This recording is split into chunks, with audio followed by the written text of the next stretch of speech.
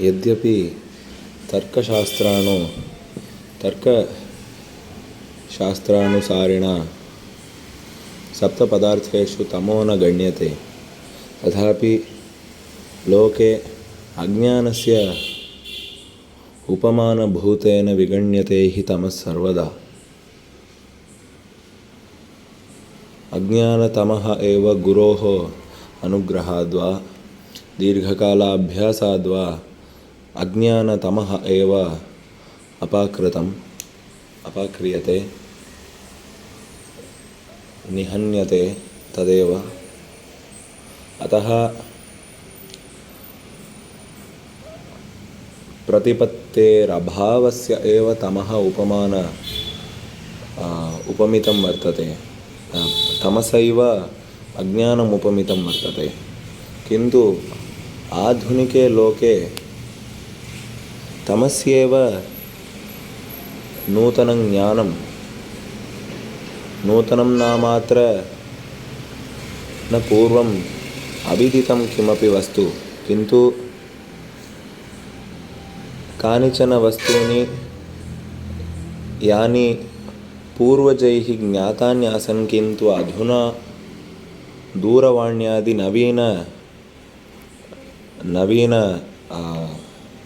नवीनसन्दृष्टवस्तुभिः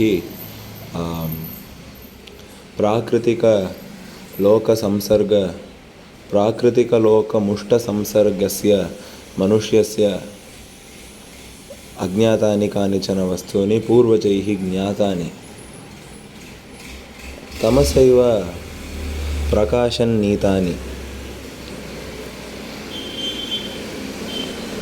अर्थात्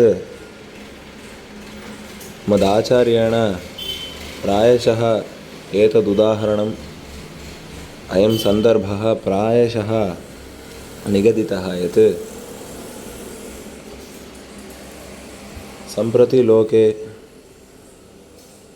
मेघसन्देशस्य पठितॄणां यूनां मनसि कालिदासस्य वा कालिदासेन वर्णितस्य यक्षस्य वा हृदि तदानीन्तने काले विरहितस्य विप्रयोगम् अनुभवतस्तस्य मनसि अनेकदा स्फुरितं यत् स्फुरितशोकः, तं शोकम् अनुभवितुं सर्वथा अशक्ता स्मः। कुत इति चेत् दूरवाणीद्वारा लोके यत्र कुत्रापि वर्तमानैः जनैः सततसंयुक्ता स्मः। अतः विप्रयोगस्य वास्तविकी स्थितिः कीदृशी इत्येव न विद्मः। तथैव सर्वदात्र लोके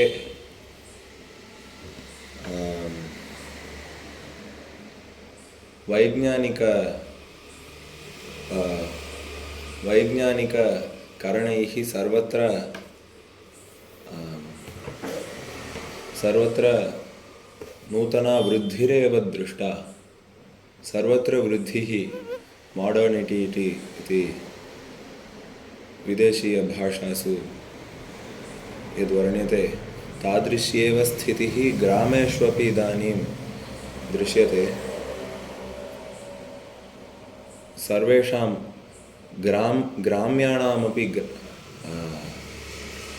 ग्राम्याणामपि जनानां हस्ते इदानीं दूरवाणी, जङ्गमदूरवाणी धृता। तेऽपि परस्परं मुखद्वारा परस्परं पथि मिलित्वा न सम्भाषन्ते यथा पूर्वं।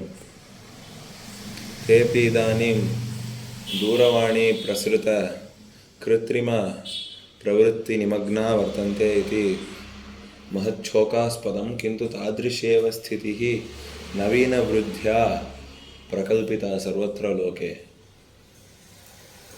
सर्वेषु पथिषु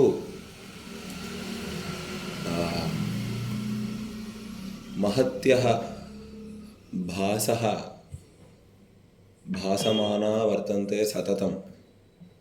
प्रातःकाले सूर्यस्य नैसर्गिकः प्रकाशः, सायङ्काले 6 परं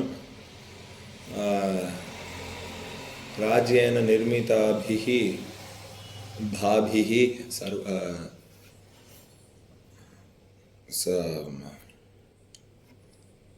अखण्डिता अपि भूः प्रकाशिता। अतः तमसः वास्तविकं ज्ञानं न केषाञ्चन आधुनिकानां जनानां वास्तविकं ज्ञानं न स्यात्। अतः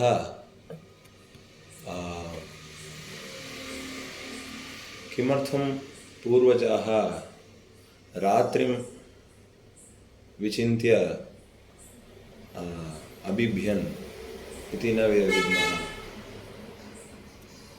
वेदे बहुत्र रात्रिं काञ्चन देवतामिव वन्दन्ते वेदिनः ऋषयः। रात्रिं स्वसजीवस्थितिनिमित्तं ते प्रार्थयन्ति।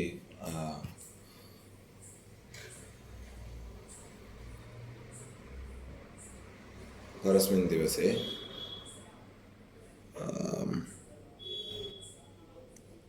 तथा तमसि वर्तमाने एव तां भियं वयं न्यास्यामः।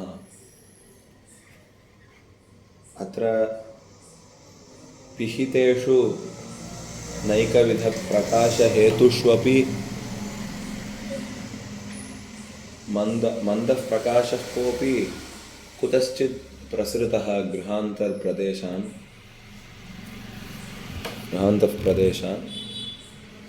अतः सम्पूर्णतमः नैवानुभूतः युभिः। मेघसन्देशे वियोगाग्रस्तः स यक्षः स्वपत्नीं कान्तां वा प्रति सन्देशं मेघद्वारा प्रेषयति। एकवर्षकालं यावत् सः तस्मिन् गिरौ, तन्नाम तु भोगेण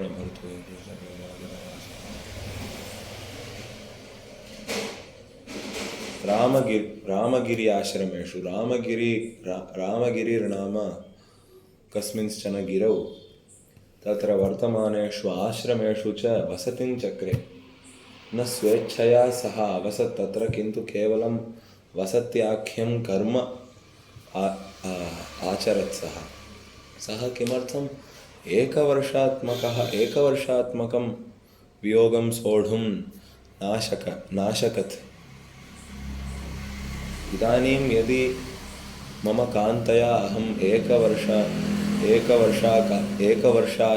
एकसंवत्सराय विश्लिष्टः,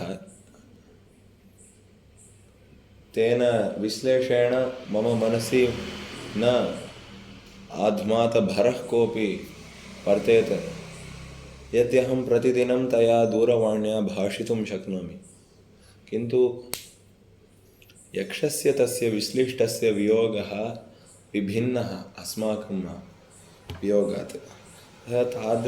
तादृशस्य वियोगस्य वा तत्र वर्तमानस्य एकाकिनस्य मनसि वर्तमानानां भराणां विविधानां वा भारः कीदृङ् महान्,